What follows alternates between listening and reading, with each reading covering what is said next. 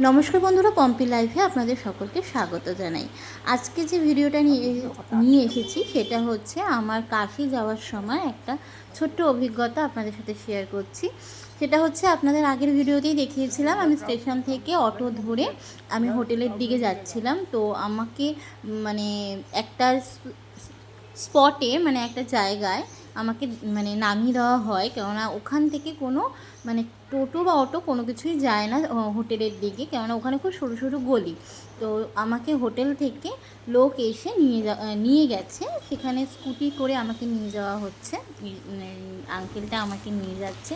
প্রচুর সরু সরু গলি, খুব সুন্দর সুন্দর দেয়ালে আঁকা, অপূর্ব লাগছিল।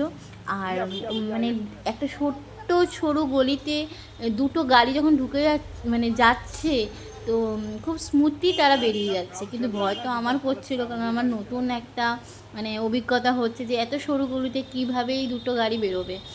তো যাই হোক, কোনোভাবে তো বেরিয়েছে। তো ভালো লাগছিল এই গলিতে বাইকে করে ঘুরতে। তো এগোচ্ছিলাম আমরা। আর এই দেখুন, এগোতে এগোতেই কালভৈরব মন্দিরের সামনে এসে পৌঁছেছি। প্রচুর লাইন, রবিবার, প্রচুর দর্শনার্থী এসেছে। সবাই বলুন হর হর মহাদেব।